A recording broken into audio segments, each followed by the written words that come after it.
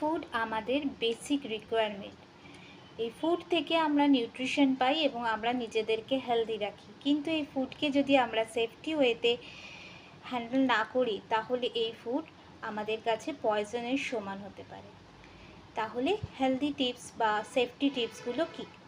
আমরা যখন কোনো প্যাকেট ফুড কিনি তখন এক্সপায়ারি ডেট দেখে নেওয়ার সাথে সাথে FSSAI অ্যাপ্রুভাল এবং FDA অ্যাপ্রুভাল আছে কি না সেই প্যাকেট ফুডটি সেটা দেখে নেওয়াটা ভীষণ জরুরি। এবারে আসি পেরিজেবল এবং নন পেরিজেবল ফুড আইটেমস আমরা কিভাবে ক্যারি করব। পেরিজেবল ফুড আইটেমস কোনগুলো? যেরকম হচ্ছে মাছ, মাংস, শাক সবজি, ফলমূল। এবং নন পেরিজেবল ফুড আইটেমসের মধ্যে পড়ে চাল, ডাল, নুন ইত্যাদি।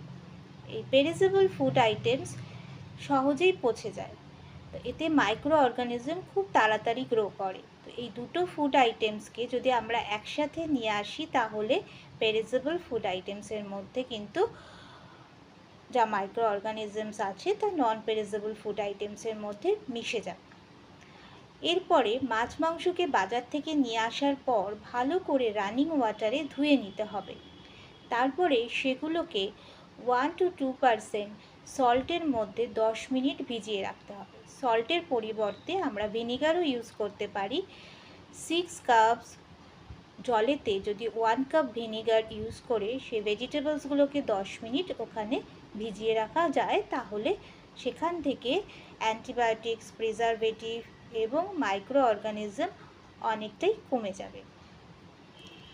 আর বাজারে যে সমস্ত খাবার কালারিং মেটেরিয়ালস দিয়ে তৈরি হয় বা কালারফুল, যেগুলো দেখলে আমাদের ভীষণ ইচ্ছা করে ওগুলো আগে কিনে খেতে, সেই জাতীয় খাবারগুলোকে একটু অ্যাভয়েড করতে হবে।